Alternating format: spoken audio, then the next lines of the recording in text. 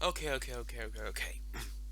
I'm just gonna cut right to the chase here and just get right into this because you guys have already seen Battle Big Rock. You guys already know what it is. And if you haven't seen Battle Big Rock, it's a Jurassic World short film. And if you haven't seen it yet, just go and watch it. It's I don't know why you're watching this if you haven't seen it. Just just go and watch it. It's really good. Okay, when I watched Battle Big Rock, of course I was expecting things. Of course I did want it to be good, but my expectations weren't that high. Because after all, this is just a short.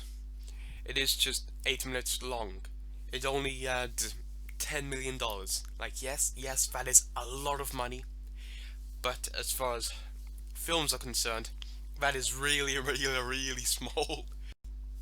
So I was expecting some things, but like I didn't think it was going to be amazing. I thought it was just gonna be like, ooh, this little nice short. Yes, the CGI isn't that good. Yes, it's not that good, but it's decent. But meanwhile, what we actually got, I absolutely love what we got. I have very few negatives about it. In fact, wait. To my knowledge, I've only got one negative about this. And yes, if you can't tell, this isn't scripted. So expect this to be a mess. Okay. So let me just start with the positives, in which there are quite a few. First off is the CGI. The CGI in this is really good. That is probably just because it's set at night and CGI is. Yeah, it's still hard to do, but it's easier at night because then you can hide a lot of faults it has. And due to this, the CGI looks very realistic. I mean, like, there are a few points where it looks semi not realistic, but either way, if it doesn't look realistic, it looks nice. I really like the CGI on this. And for this just being 10 million pounds, $10 million, it is amazing what they can do. The thing is, the CGI was so good, I couldn't tell what was CGI parts, and I couldn't tell what was a practical effect. Because I know this filmed in Ireland like sometime. I forget when it was exactly shot. I think it was like shot in March or something. And I'm pretty sure they had some kind of a animatronic there.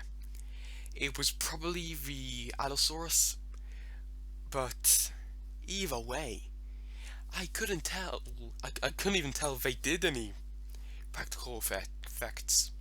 Either the CGI is that good you couldn't tell what was the difference, or they could have just CGI'd over the practical effect, which is what I'm more leaning towards because when I watch the short, there's nothing that I see that pops out as being a practical effect. All of it pops out as being like a little bit glossy, a little bit off, so I can see that it's CGI. But that could that could mainly because of the light. That could be because of the lighting. Something that might have happened during editing. I don't know. I'm not part of this. I'm not part of the filmmaking industry. So, as far as I know, parts parts that I think could have been CGI could have been an animatronic. I don't know. It's that good. I can't tell. Adding to the scenes with the visual effects is of course the music. Like, most of the music is taken from other Jurassic Park movies. Just they picked certain tracks and squashed them all into this one. The specific part that I'd like to point out is when it was when the Nazutoceratops and the Allosaurus are fighting, and while they're fighting, the Nazutoceratops bangs the Allosaurus against the floor, well, ground, and makes the door unlock. And of course, the father goes to close the door without trying to get their attention. I think, I don't know, I couldn't tell. it's been like it's been a while since. I haven't memorized the whole entire scene, but I can remember during that scene. I don't know if you guys heard it, but I know I did. I know there was a sound of a heartbeat in the background, and that personally to me just added to the scene. And along with the music and the dinosaur sound effects, and you can see the Nazotoceratops and the Allosaurus fight in the window, along with the music and that heartbeat effect, well, the heart sound effect. For me, that just personally made that one of my highlights of the short. Well, of course, we all love the dinosaurs in this, and the dinosaurs are amazing. But what about the humans? I'd say the humans are actually pretty good in this. Because we have the family, of course, those are the main characters in this. And I'd say the acting all around is actually pretty good. Because as I'd say the father does a really good job. Surprisingly, the little boy actually does a really, really good job. Especially when the Allosaurus is bursting through the camper van to get him. And the wife, I'd say she does a pretty good job. It's just certain parts where I don't think she was as good. And of course the baby. You can't judge the baby. It's a baby. But if I could judge for babies acting, it would be a 10 out of 10. But then there's the little girl, which I don't think is that good. I don't think the little girl is that good of an actor. Well, actress. And, well, she does have the excuse that this is her first acting credit. So, I'll let her off this time. And that is the and the little girl. That is the only proper negative I have to the humans. The humans in this are very well done. The fact is, the humans in this 8 minute long short have as much character development as Owen. A character who's been in two 2 hour long movies has had the same amount of development as this random family in this 8 minute long short. To me, that just shows how bad of a character Owen Grady is. Like, yes, yes, yes. If people, Chris Pratt is trying what people have given him to do, but the writing on Owen isn't that good. He's got no personality. He's got no background unless you dig into the source material and take certain bits of dialogue. But his backstory doesn't really affect who he is now. And neither do the characters here. These characters, in their 8 minutes long short, have the same amount of character development as Owen. So, on to the negatives. I do have, like, a few tiny negatives. One is the little girl's acting, which I've already commented on. But one of my main complaints is actually the dinosaurs. The thing which I don't like about it is you don't get to see the dinosaurs' color, because these are some of the most colorful and the best designed, in my opinion, the best designed dinosaurs in the Jurassic World Jurassic franchise, and we don't even get to see its color. I can't see that the Allosaurus is blue and beige. I can't tell what colors the Nazutoceratopses are. I know one is meant to be blue, red, and have yellow horns, but I can't tell if that was meant to be the mother or the father. And the thing is, I've tried turning the brightness up on my iPad and on the laptop, which is what I've watched it on both, and it doesn't really. Either way, you can't see what colors they are. So that really, really disappoints me that you can't tell. That you can't see the colors. Because in my opinion, these are some of the most colourful and the best designed creatures in the Jurassic World franchise, and we don't even get to see the goddamn colours. Okay, this one will probably end up being my last complaint about it, which is once again back to the little girl. My main problem with the little girl in this is as soon as the Ceratops shows up, she's just narrating everything like she's Richard Attenborough. She narrates everything in the like first minute or so. She goes, "Ooh, that's a Ceratops. Ooh, it's a baby Ceratops. Ooh, that's an Allosaurus. Definitely a meat eater." And I don't like that. I mean, like, yes, you want the audience who isn't that into dinosaurs to know what they are.